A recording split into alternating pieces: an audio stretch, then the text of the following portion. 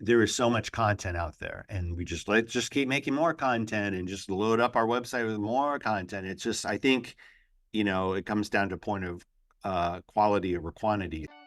Welcome to the Smart Talk series, the show for professionals who want strategies, tips, and real talk about all things PR, marketing, and social media.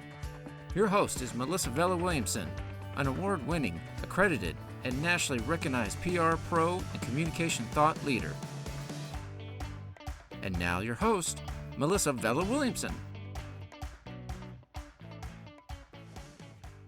Hello and welcome to the Smart Talk series. I'm Melissa Vella Williamson. For you longtime listeners, I might sound a little different because I'm recording these next two episodes while traveling.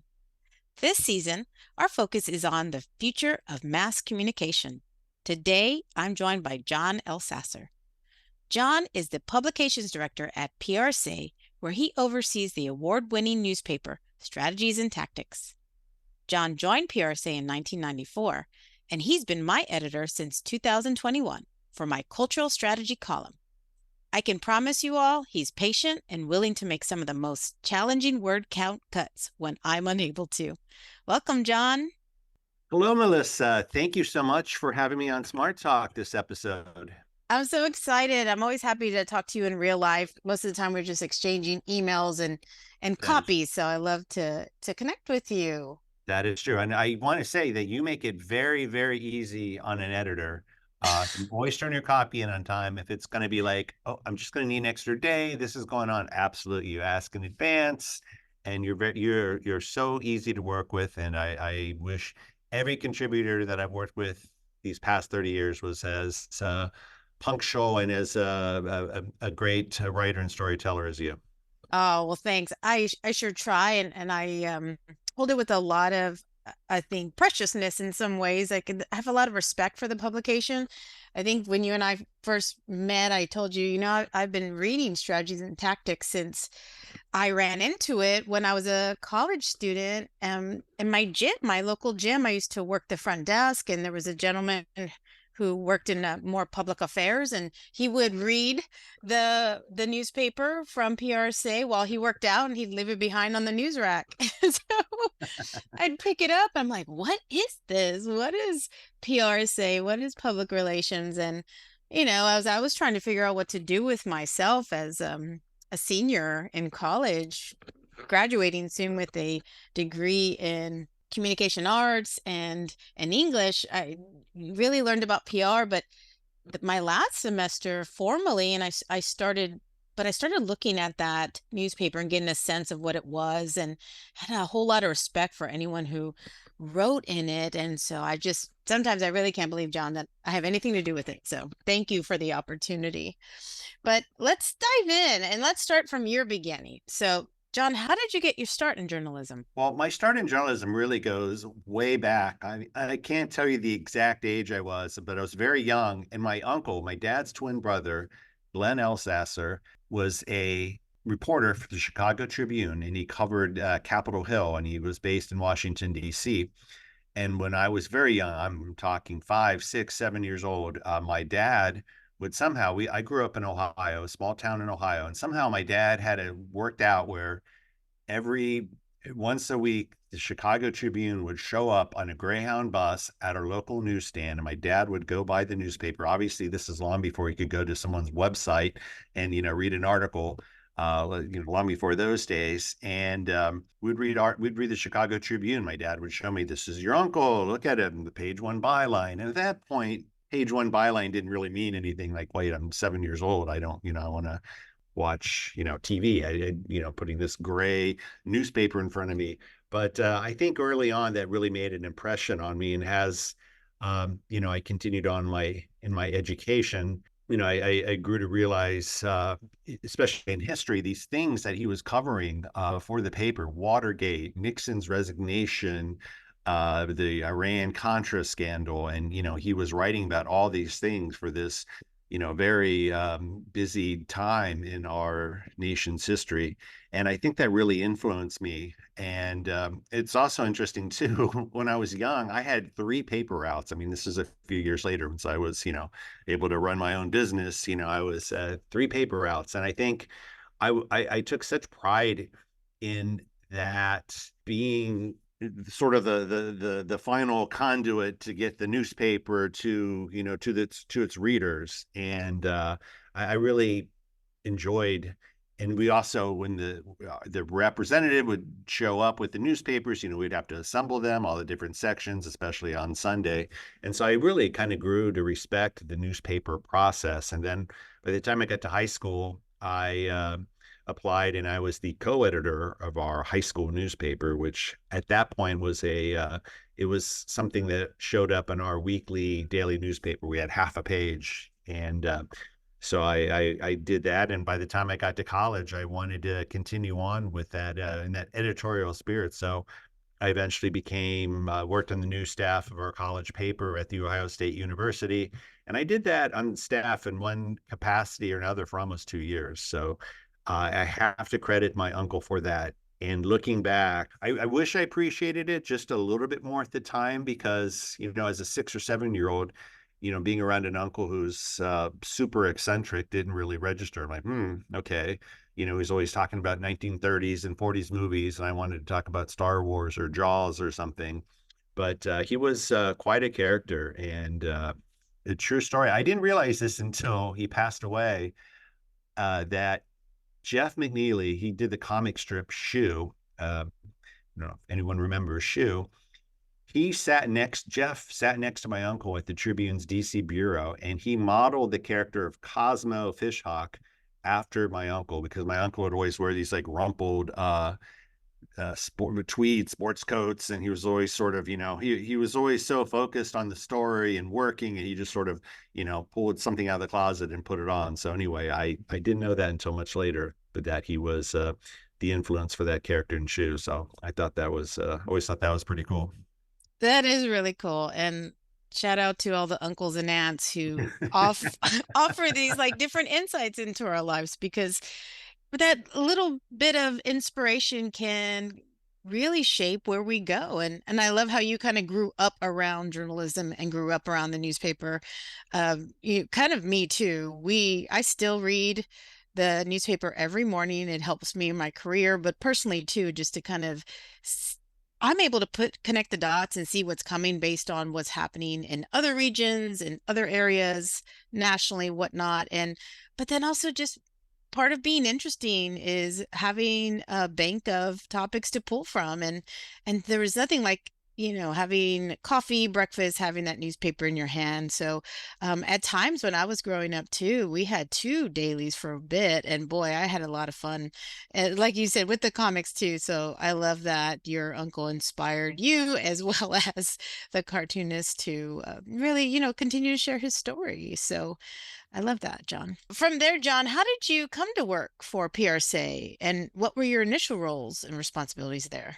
Well, after I graduated from Ohio State, I stayed in Columbus, Ohio, and I worked for almost 5 years in the local Columbus market. I worked as a reporter, covering school board, city council meetings, all those like bread and butter municipal type of stories. I kind of evolved from there, and I started working for the local alternative newspaper. I was actually their movie reviewer. I was paid money to go to see a movie and write about it. At the same time when this was going on, I was enjoying my start of my journalism career in Columbus. Two of my very best friends from Ohio State, they moved to New York City. I mean, this isn't, I have this memory of, hey, it's graduation day, and like their parents are pulling up in the station wagon and driving them off to New York. And I mean, they just like moved right away. So I started to visit them in New York. And at this point in my life, I'd only been to New York once, and I was very young, and I was fairly terrified of New York at the time. We're like, oh my, this place is crazy. This is huge. I did not like it, as I think I was 8 or 9 years old. But anyway, I started to visit New York and visit my college friends. And I had such a great time. I love the city. I love the energy. And I had lived in Ohio my entire life, and, in a fairly small town at the time. We did have two McDonald's. So the idea of, I loved living in Columbus, seeming like a big city, in Cleveland, even more so.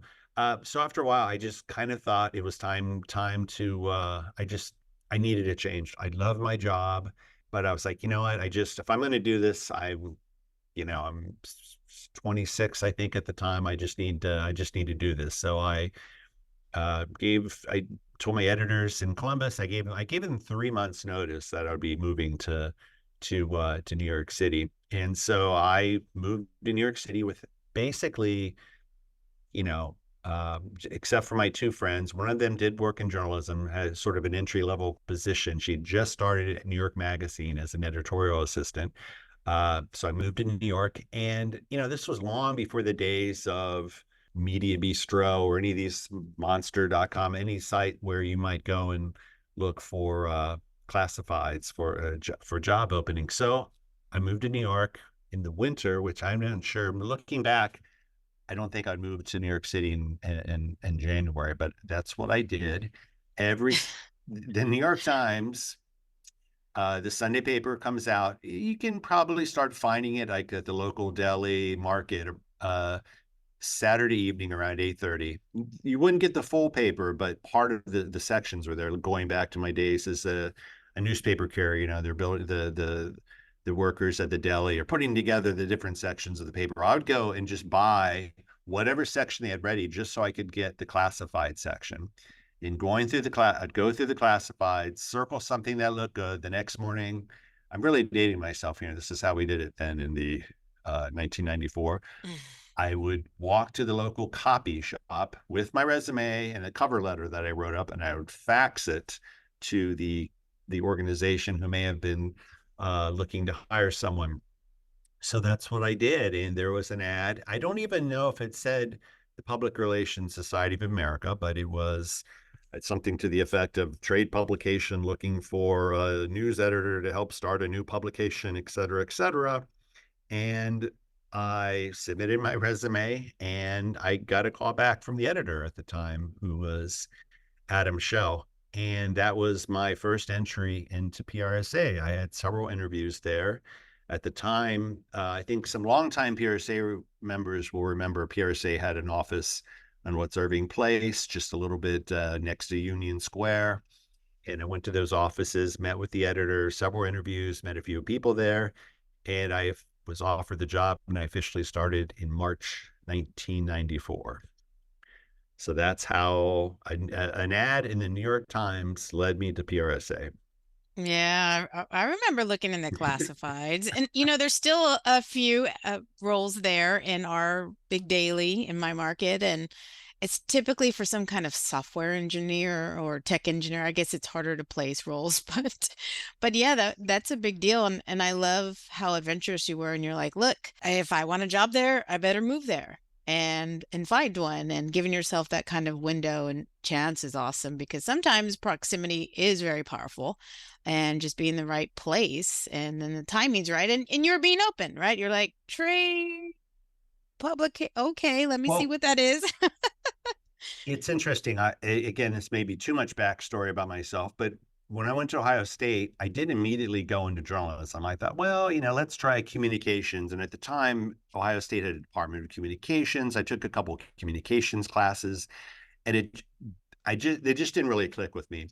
And someone had an advisor suggested public relations. That sounds great.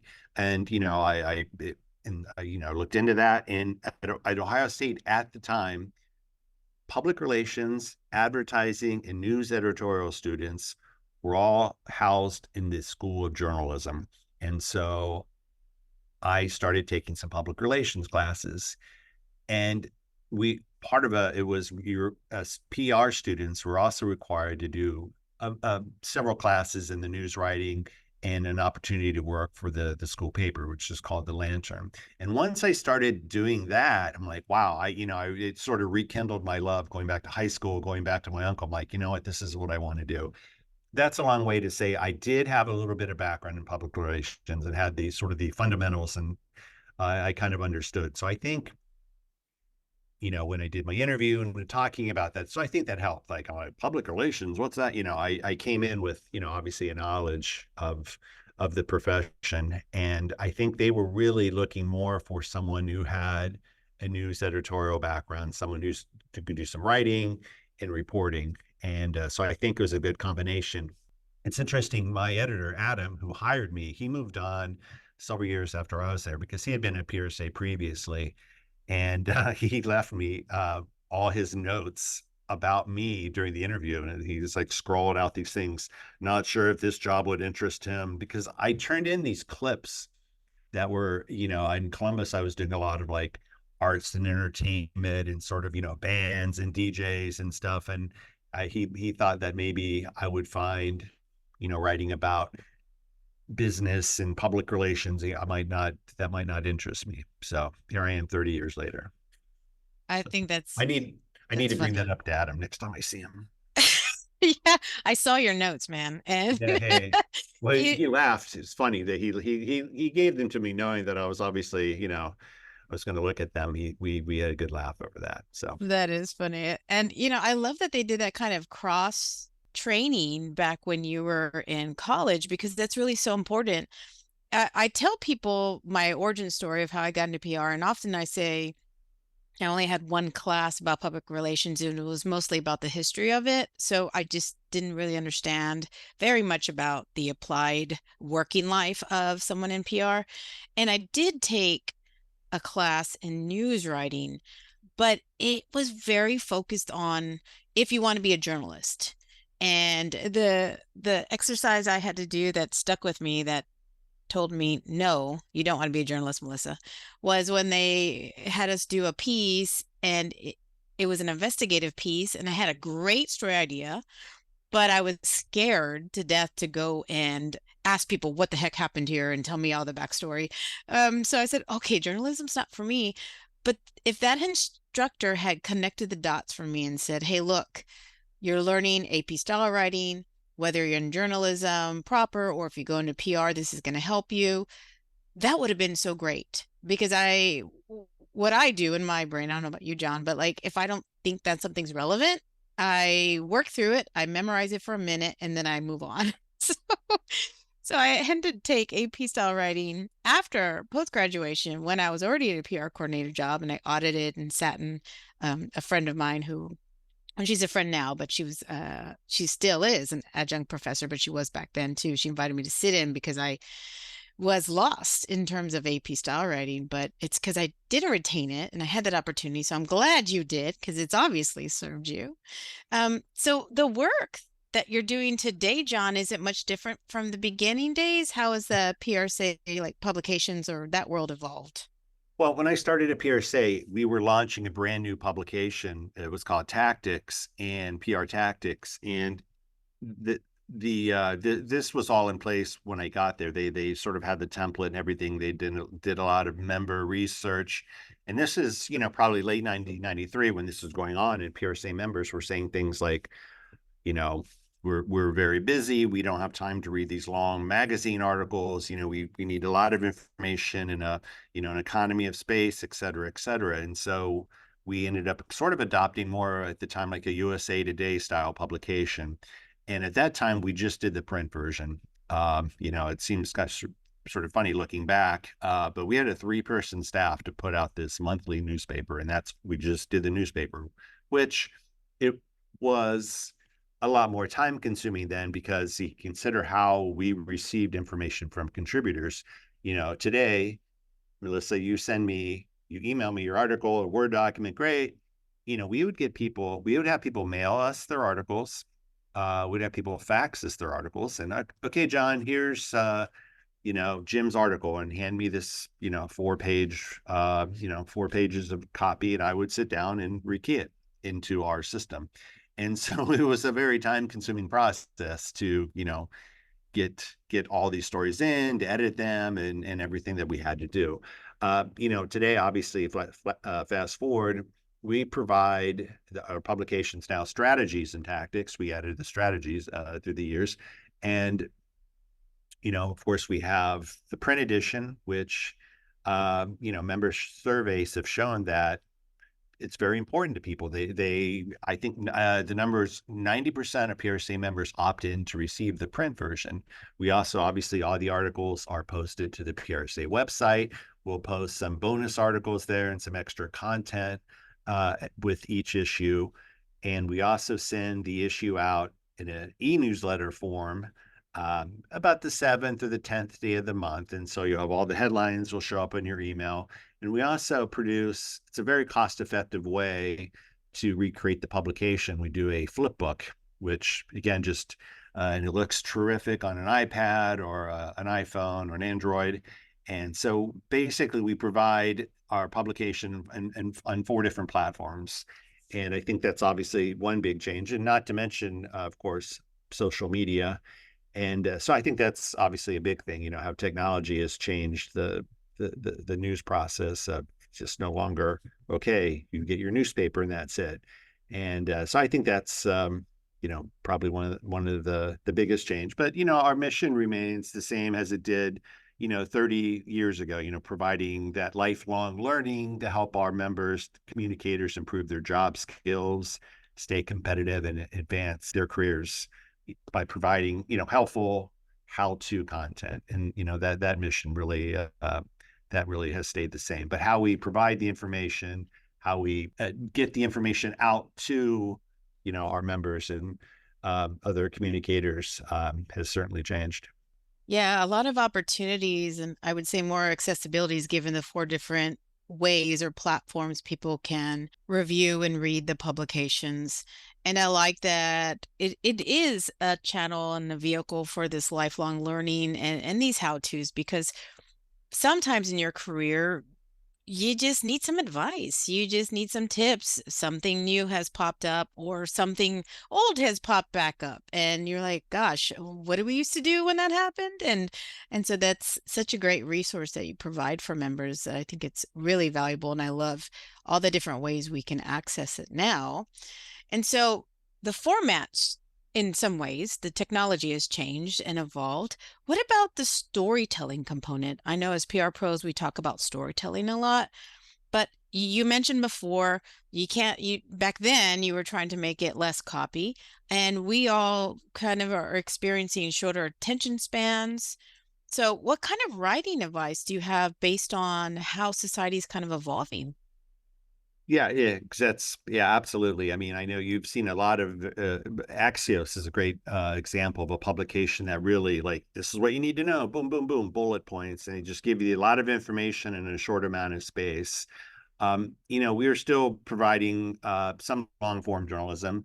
I think part of it, I think what's important. I mean, maybe the actual storytelling isn't different. I mean, the story that would have been of interest to us, you know, a decade ago would still be of interest to it today. But I think the important thing is you need to know your audience and what's going to resonate with your audience. If we just start writing articles like this is of interest to me, everyone should know about this, but it's if no one's reading this because it's not of interest to them. So we really gauge what our members are interested in, what they're talking about. And there's a lot at PRSA, at least, there's a lot of different ways of doing that. For instance, PRSA members have access to the community forum where people can post a question. My organization is going through this right now. Does anyone have any advice or best practices? Have you gone through this?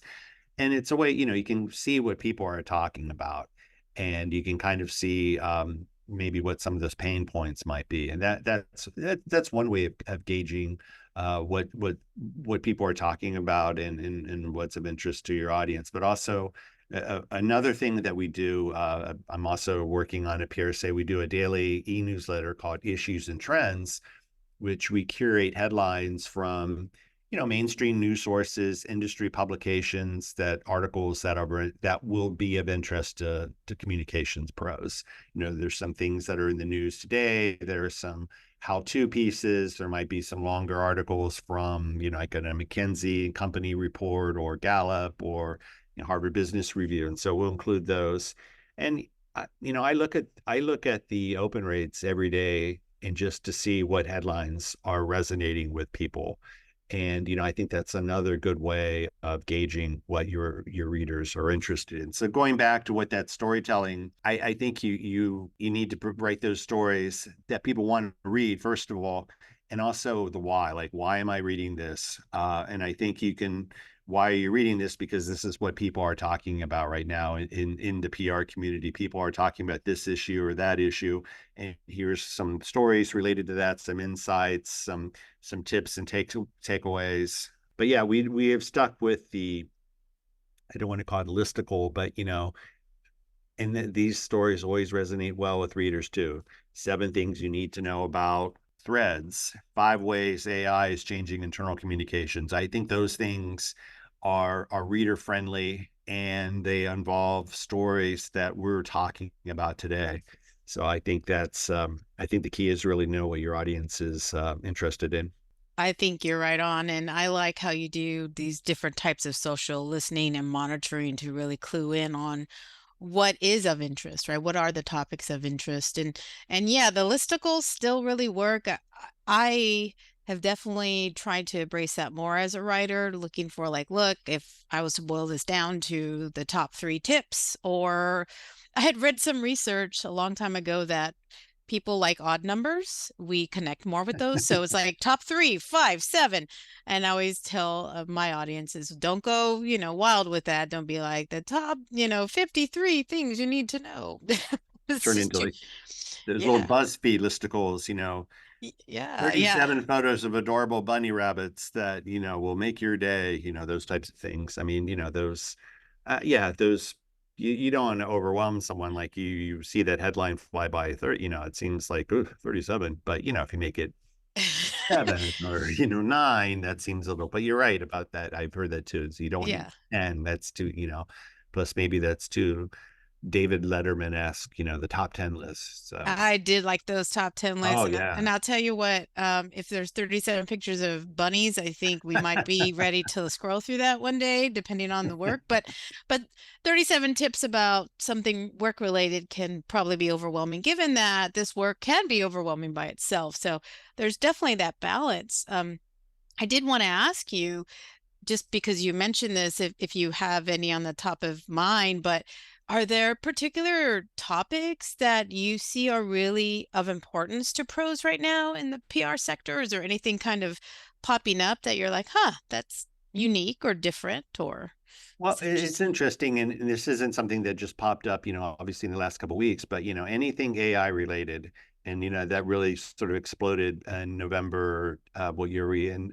2022 with the right? introduction of Chat GPT, and I think there's a lot of questions from communicators, from our members, about how does this how can I apply this to what I'm doing? How might this change what I do? And I think PRC, a publication aside, we've done a lot of programming related to that, whether some of our webinars at Icon 23 this past fall in Nashville. There's a lot of program related to AI. So, I think certainly that's one. And I think every issue we could do one, in fact, this past our February 2024 issue was, writing in the age of AI, and we could probably do that every issue. Internal communications in the age of AI, crisis, but I do think that's certainly one. And it is interesting in looking at what's resonating with people. And I think workplace related trends are big with readers. And I think that's interesting. Just if you, what was the one a couple weeks ago? Everyone's talking about coffee badging, where you just show up at work, make sure the boss sees you, grab your cup of coffee, then like, going home now. I'm going back to my house, my apartment, and I'll continue working. Just want to, make sure, the boss sees me. And I think those are of interest to people, just knowing, what these sort of different workplace trends are. And, I think pain points, I'm sorry that there's probably a better phrase for that term, but I think those things that are sort of evergreen, like 11 ways to make a better presentation, those tend to do well too. Um, 9 ways to send a thank you email to a potential employer, those types of things. And I think those, depending on where the person is and their career trajectory, they might be going through a job interview, or, oh boy, I actually have to give a presentation next week, and I might just be a little rusty. So those types of things always, really resonate as well. And two, I think going back when Meta unveiled Threads, there are a lot of questions. Should we be on Threads? Should my client be on Threads? Should the brand be there? And I think there's a lot of questions about that. And we do 10 issues a year. So sometimes it's a little more challenging to get right into that news cycle when people are, talking about this thing, almost by, every 10 minutes, the story is changing. And that's where I think the issues and trends, the daily e-newsletter, we can provide some thoughtful guidance from credible publications, TechCrunch and The Verge and other like-minded publications. But so I do think those things that are really sort of top of mind, those water cooler things where people are talking, like Threads was one that really comes to mind. But I think we could just do an issues and trends every day related to AI, and we wouldn't have any problems finding 10 headlines to fill. So And you could use AI to write it. So that is exactly. Yes. now I've got some opinions on that, and I've been doing some trainings around the copyright law and AI, and of course there's always the ethics, right? And so I love that PRC came out with the real guide about what we should consider ethically when using AI and how to guide ourselves and our clients, but merging that and intersecting it with like true copyright law and what you should feel safe about in that space. That was something that I felt like was missing in the conversation. So, a lot of times, and the tips I'll leave for our listeners too, is that I really call myself, look, I'm an early evaluator, not an early adopter. Right. And I hope pros really kind of take a little more of that stance of like, let's not jump on every car that goes by. Let's evaluate, hey, what is this tool and how can I use it? And where are there some holes or gaps that might leave us vulnerable in terms of ethics, in terms of copyright, in terms of places to get into trouble, right? That's what PR pros should think about. So I love that you all are really taking that topic and turning it around and around and helping us evaluate and consider true usage in the workplace. Well, I think that's very excellent counsel about, maybe pausing here. Everyone is talking about it, but does that mean we need to be there? Yeah, I think that being strategic about what's exciting to people is really important too, like you said, John. Well, this is great, John. What kind of advice do you have for pros who may want to work in content creation or perhaps students that are looking to work in this type of trade journalism? Well, when it comes to content, one of the things I think there is so much content out there, and let's just keep making more content and just load up our website with more content. It's just, I think, it comes down to a point of quality over quantity. So I think it's important to think about this content. What are you going to do with this piece of content? I'll just use this as an example. We started Strategies and Tactics Live, a monthly LinkedIn live stream, which you were kind enough to be the guest on in last April. And so with one segment, we created something new and it's very cost effective. And so we have an Strategies and Tactics Live, an interview with a great thought leader. From there, we can take that and write a short, first of all, that video lives on the PRSA LinkedIn page. We'll write a recap of that we can post on our blog, PRSay, say, and we can also then perhaps take a couple sound bites, use those on our social feeds, and we also will do a quick bonus interview with the guest that we'll post exclusively for PRSA members on our website. So with one 30-minute session, we get 4 or 5 different pieces of content out of it. So I think that's important, is just thinking about strategically what you're going to do with what you're creating, as opposed to let's just keep creating stuff. So I think for anyone who is currently working in content or wants to, I think that's one thing to keep in mind, is not necessarily coming in with 50 ideas for content, but maybe 5 really good ideas that what you can do with one piece of content.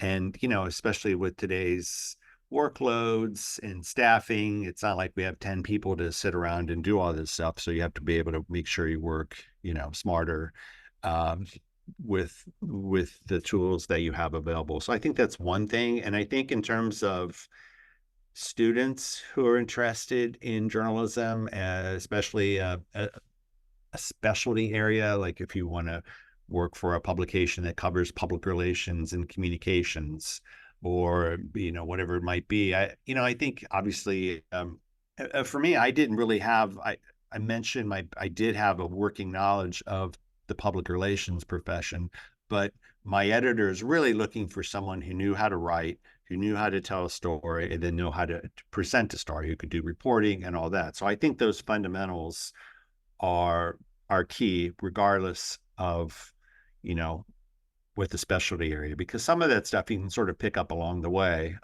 You may not have all the lingo down, but that's something. It's sometimes it's easier to teach someone the ins and outs of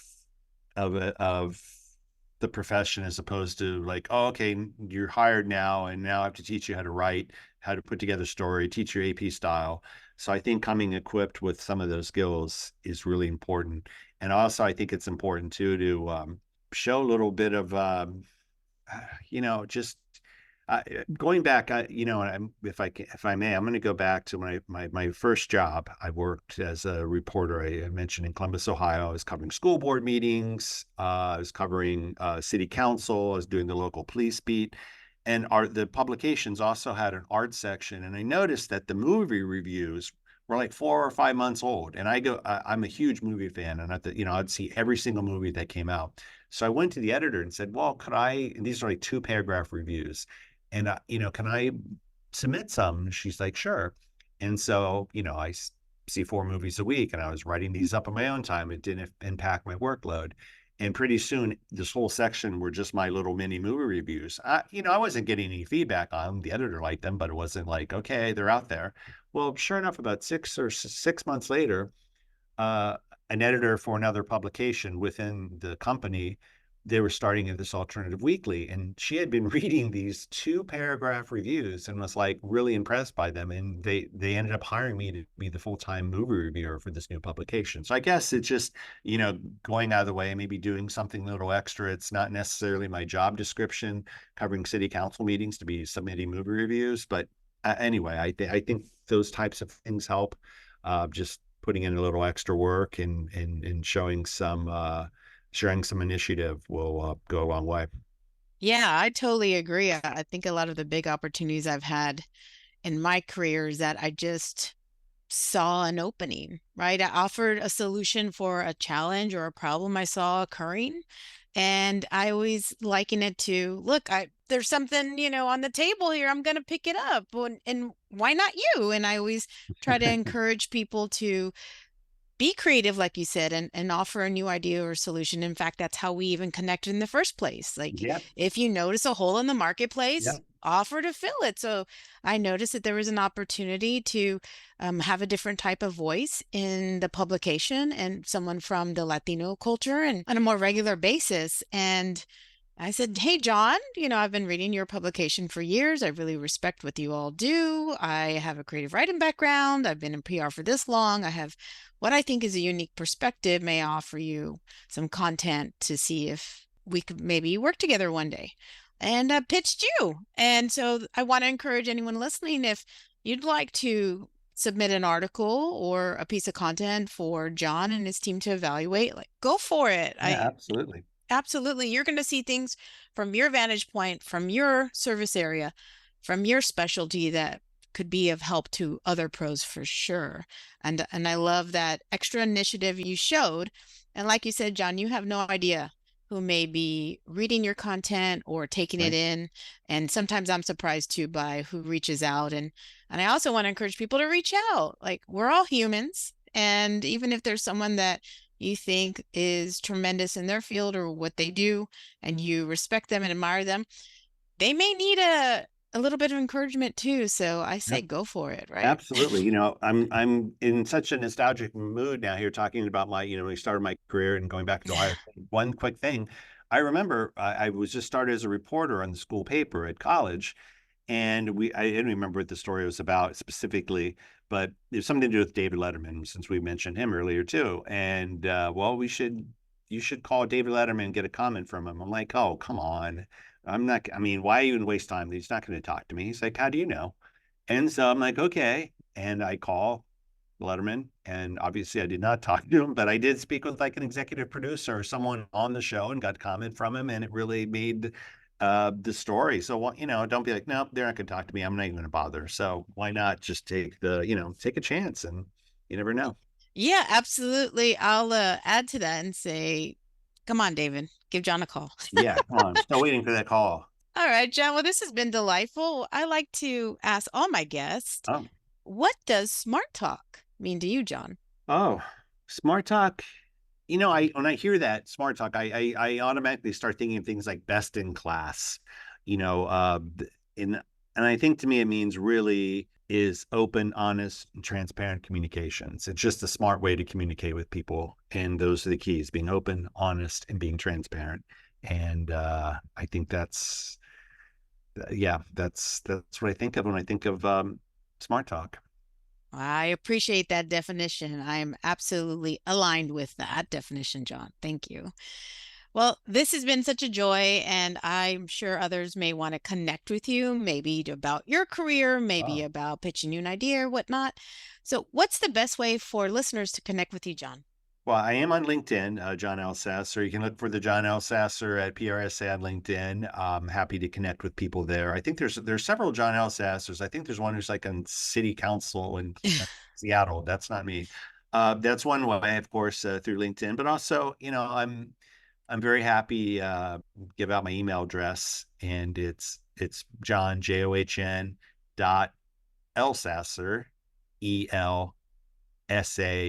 Elsasser, John.Elsasser at prsa.org. Always happy to hear from folks with ideas or suggestions or kind words of support. And obviously, you are a great case study. You emailed me, and look what happened. So you never know. Well, John, Nice. thank you so much for sharing your knowledge and time with us today. Well, thank you, Melissa, and thank you for all you do for PRSA and the profession. I always look forward to your columns. I appreciate you bringing in different voices to the publication. Some maybe even some folks who are not necessarily right in the comms profession. The variety of viewpoints that you're sharing with us is terrific. So I'm really enjoying the Q&As you've been doing for us. So thank you. Oh, thank you. Thanks to our listeners for joining me for today's episode. If you like Smart Talk and strategic comms, let's collaborate. You can work with me as a trainer, a consultant, or hire my firm, MVW Communications, for strategic comms planning or PR strategy services. My book, Smart Talk, Public Relations Essentials All Pros Should Know, is available on Amazon in print or audio and offers advice, how-to tips, tools, and new PR models so aspiring and practicing pros are equipped for this evolving field. Please follow and rate this podcast if you're a fan, and follow us at MVW to get the latest on trends, trainings, and more. And as always, think smart and communicate smart. And I'll see you next time. Thank you for joining us for another episode of the Smart Talk series. If you learned something or enjoyed our conversation, share it on social media or send to a friend. To learn more about this and other communication topics, visit mvw360.com. That's mvw360.com.